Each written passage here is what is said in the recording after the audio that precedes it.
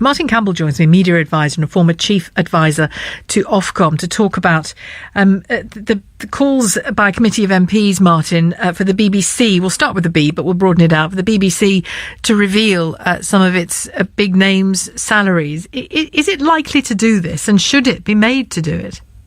I think it should be made to do it. Yes, I do. I mean, I find it interesting that they've used the yardstick of the Prime Minister's salary, because, I mean, I can remember even going back to the 50s with Tony Hancock and the blood donor saying, you know, there's Adam Faith earning 10 times as much as the Prime Minister. Is that right?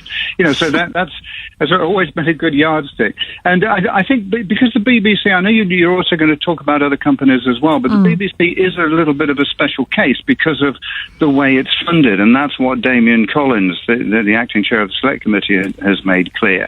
And I do think it is only a recommendation, but I do think if it happens, then it is to the good, because at least we'll be able to see a little bit more of where the money goes at the BBC. And the BBC have never helped themselves with this. All the inquiries and the cost-cutting possibilities and reports have always ignored the sort of top-heavy management structure and a lot of the waste of money, which has finished up with a lot of the bottom-rung jobs, getting shoveled out and people at the top not being touched. And that's where it's all gone wrong. So that may help from that point of view. I've always thought the Prime Minister yardstick was an odd one, because as well as the 140 or whatever it is, £1,000 a year, any Prime Minister gets a car, a driver, a multi-million-pound home in the centre of London, and a country home. And free travel everywhere. Yeah. That's a nice package, isn't it? Well, that's true, but also, you see, even things like travel at the BBC. I mean, in the times when I was fortunate enough to go for lunches with BBC executives, you know, I would very often know there would be a car running its engine round the corner, you know, waiting to go back. And I'm thinking, you know, how much money is lost in this, and sending flowers to talent and, you know, and lunches at the Ivy and stuff like this. And that's why I say that if just another chink of light. That was a long time ago, was it, Martin? I never got flowers. Where were my flowers? Well, I don't think you will now. You never know. No. But if it is, you know, a little bit more light on that, then it is a good thing. And it will be interesting. And I think that Damien Collins is also right when he says that, you know, the industry, the showbiz industry, the agents and the management and so on, you know, they know these figures. But the BBC try and keep them quiet and talk about it being a poacher's charter if ever they were. But the reality is the people who pay the salary, which is the licence fee payer, they don't know, do they, broadly speaking? Exactly. And the BBC can't have it both ways. They can't be funded in the way that they are, and that's precious enough.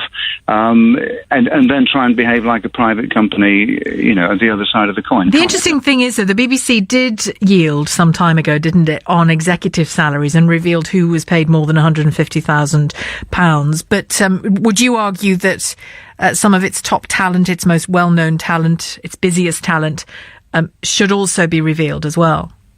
Yes, I do, because I think only then can you really build up a picture, because quite clearly the BBC has to cut costs if it's going to survive as a public service broadcaster. And I desperately want it to, and so I think does most of the country, because it is the envy of the rest of the world. But it is not going to unless it is totally transparent. I know there's a lot of nonsense talked about transparency all over the place, but the way that the BBC is funded means that people should know. And, you know, and if they say, well, you know, why on earth is a soccer pundit walking away with £2 million a year, then that's not a bad question to ask. No, let me use Graham Norton as an example. I think he's brilliant. I think his chat show is unmissable, but not everyone will agree, but an awful lot of people do agree. It's incredibly popular. It's had great longevity, and, you know, it's clearly a successful format presented by a man at the very, very top of his game. I don't have the exact figure of what he's paid, but I'm sure it's a good old chunk of money. Are licence fees arguably getting good value for money in that there is a high quality, consistently high quality entertainment programme?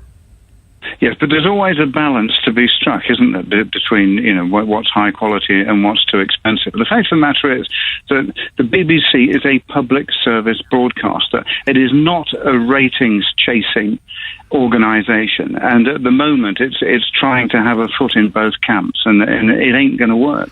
What's achieved, though? Just finally, what is achieved by you and me knowing exactly what everybody at the BBC is paid, the top stars, the big execs, or you and me knowing exactly what the ratio is between Billy Pinstripe and the rest of his workforce?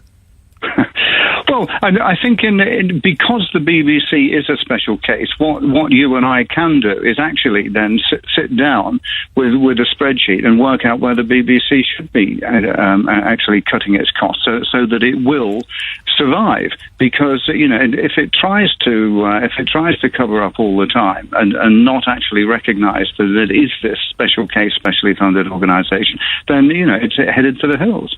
Thank you very much, Martin. Good to talk to you. Martin Campbell, media advisor and a former chief advisor to Ofcom. Should all companies, not just the BBC, Martin's right to say it is a special case, but do you think all companies should start to publish the salaries of all of their staff, and then everyone can get a sense of whether they believe they're being treated fairly?